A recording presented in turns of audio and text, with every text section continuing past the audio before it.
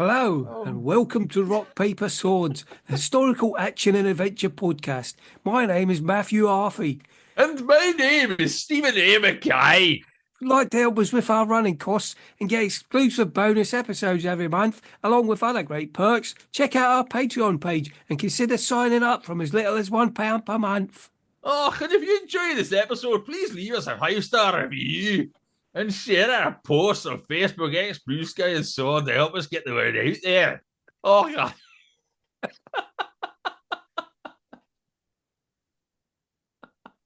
I'm definitely going to use that.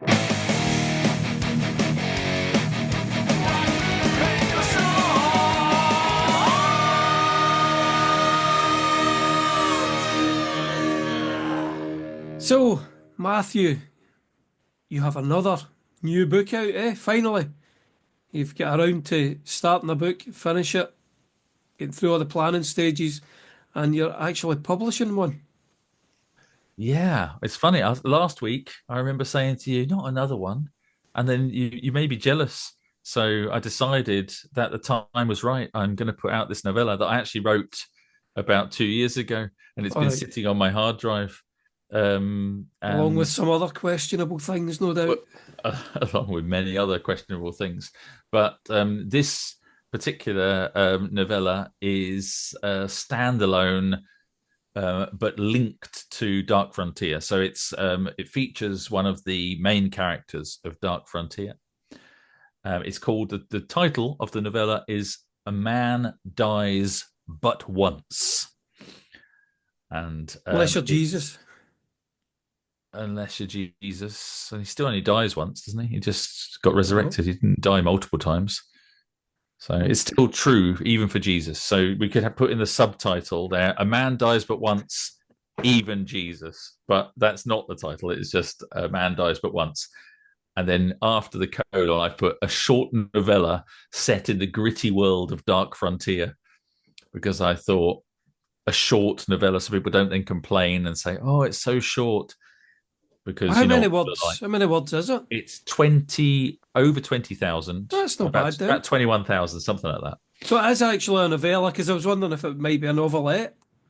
No, it's a novella. I It's a think novella. it's Because 20 21,000. I think it's I a think on novella. So. Amazon it's 79 pages, and I had a look at my Peddler's Promise, and that's 61 pages. So it's obviously more than that. But I know you've included some fantastic extra bonus content in the That's novella, haven't true. you? Yes, you reminded me of that. Well, I haven't actually mentioned that in the description anyway. I don't think that's going to draw people in to read it. But I put in a little snippet at the end of 2 or 3 pages of like the transcript, the edited transcript of our interview that we did about Dark Frontier. So I'm sort of mentioning, I thought there might interest people in hearing about the bigger novel that's based in the same world, the same genre, but also maybe bring in a few people that pick this up that actually move over to then listen to the podcast that Mm-hmm. haven't been aware of it. Possibly, you never know. Um, but yeah, I'll tell you very quickly about the novella because let's not keep people in suspense. I'm sure everybody listening to this is desperate to hear all about the novella. It's set in Texas in 1856, and the description of it goes as follows. Um, First is a quote, actually, from the first line of the book, which is, "A man always remembers his first murder, just like he always remembers his first visit to the whorehouse." Those are the first 2 lines of the story. Are you speaking from experience here? I am speaking from my own experience, of Have you course. done It's both written those things? in fact, I've done neither of those things, but Jed White, Jedediah White has done both, and it's written in first person from his perspective. And it's the blurb says, "Grizzled frontiersman Jedediah White looks back on a memorable day from his youth in Texas.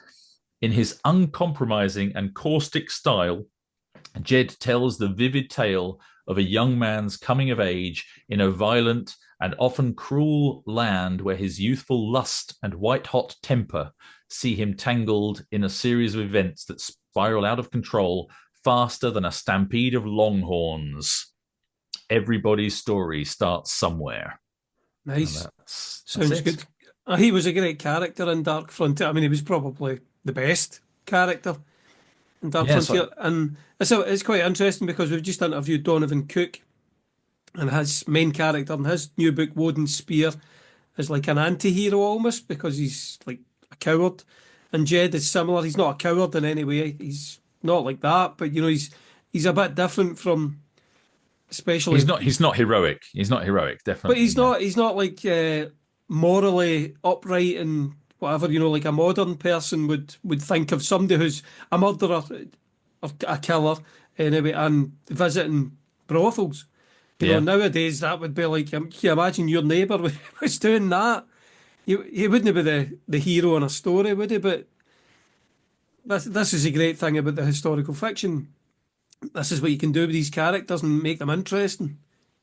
Yeah, I mean, yeah, definitely lots of interest there. But you're right. I mean, he's looking back and he's an alcoholic. I mean, that first paragraph. I mean, I wrote this. I actually wrote this before I wrote Dark Frontier, and this Mm. was as a sort of proof of concept that I could write something in the Western genre.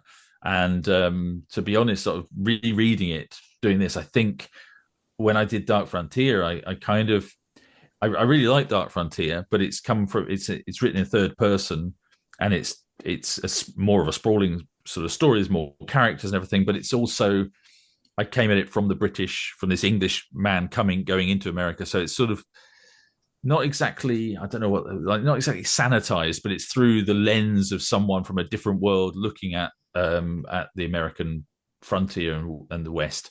Whereas this is written in first person, and so I've managed to be much more, I think, more authentic. It feels more gritty and more authentic to what I imagined the West to be like in these old grizzled characters, and he's sort of looking back on his youth.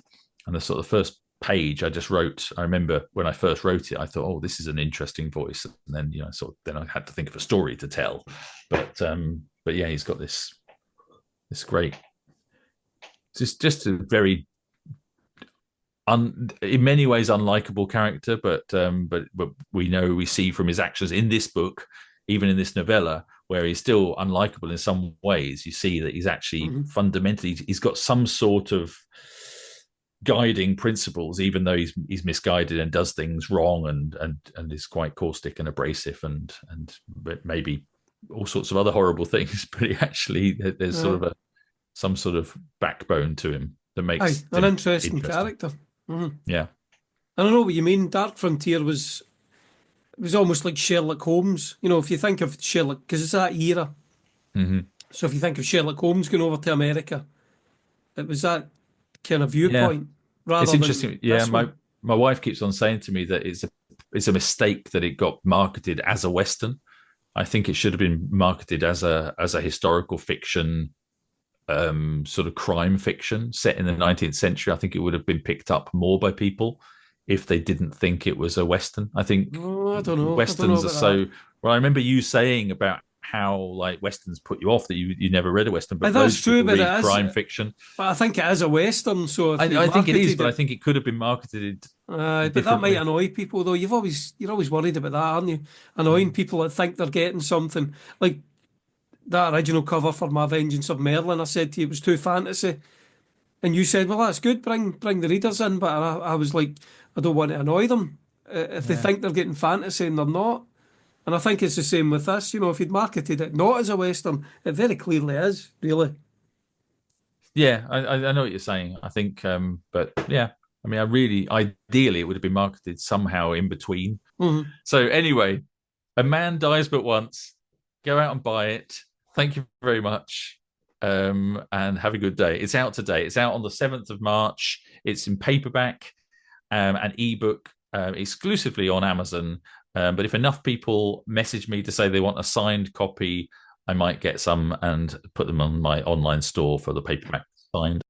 Oh, by the way, I'll tell you what. Actually, I will give a shout out while we're on the podcast talking about this novella to my mate Gareth Jones, who did the cover design for it, which looks amazing actually. So the brief was basically to capture the similar feel to Dark Frontier cover, so that it looks part of that same universe.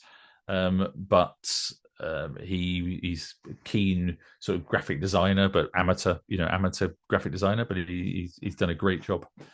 It looks brilliant. So I'm very happy with that. Go off and have a look and see what you think. Okay, good stuff. Well done, Gareth.